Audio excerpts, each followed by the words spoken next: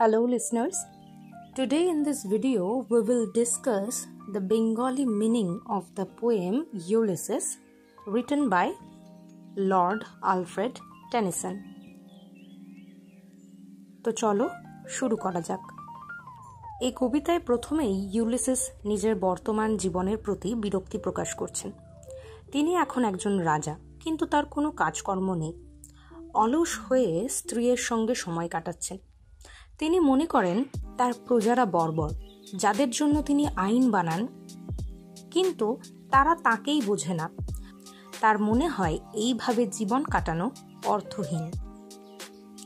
এরপর ইউলিসিস বলছে, আমি ভ্রমণ থেকে বিশ্রাম নিতে পারি না।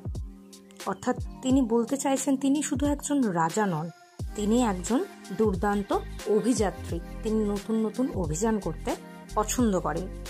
জীবনের প্রতিটি মুহূর্ত তিনি পুরোপুরি উপভোগ করতে চান। ভ্রমণ, যুদ্ধ, মানুষের সভ্যতা দেখা সবকিছুই তার যেন অশেষ আগ্রহের এক জায়গা। তিনি জীবনের তীব্রতা ভালোবাসেন, অলসতা নয়।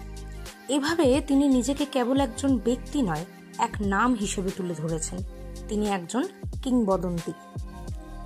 এরপর ইউলিসিস বলছেন তার নিজের অভিজ্ঞতাই যেন তাকে তৈরি করেছে, কিন্তু তিনি এখনও অজানা জগতের পেছনে ছুটে যেতে চান। থেমে থাকা, অলস হয়ে থাকা তার জন্য মৃত্যুর সমান। তিনি জীবনকে দেখতে চান পূর্ণ মাত্রায়। জ্ঞান, অভিযান, অভিজ্ঞতা এই সব কিছুই তার সত্যিকারের বেঁচে থাকার প্রমাণ। জীবন যতই কম বাকি থাক, তিনি ততই তা অর্থপূর্ণভাবে ব্যয় করতে চান। কবিতার পরবর্তী অংশে ইউলিসিস স্বীকার করছেন যে তার ছেলে টেলেমেকাস একজন যোগ্য শাসক। সে তার দায়িত্ব পালন করবে প্রজ্ঞা, ধৈর্য ও কোমলতা দিয়ে। সে রাজ্য শাসনে ভালো, আর ইউলিসিসের লক্ষ্য ভিন্ন, উদ্দেশ্য অভিযান এবং অন্বেষণ।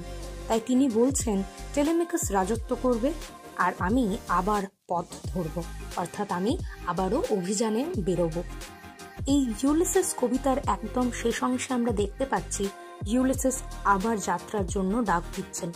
তিনি মনে করছেন বার্ধক্য কখনোই থামিয়ে রাখতে পারে না।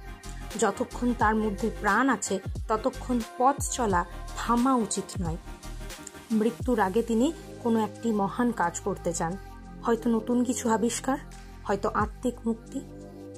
এবং এই কবিতার সর্বশেষ লাইন খুবই বিখ্যাত, এবং এই লাইনটি যেন ইউলিসিসের জীবনের এক চরম মূল মন্ত্র: to strive, to seek, to find and not to yield.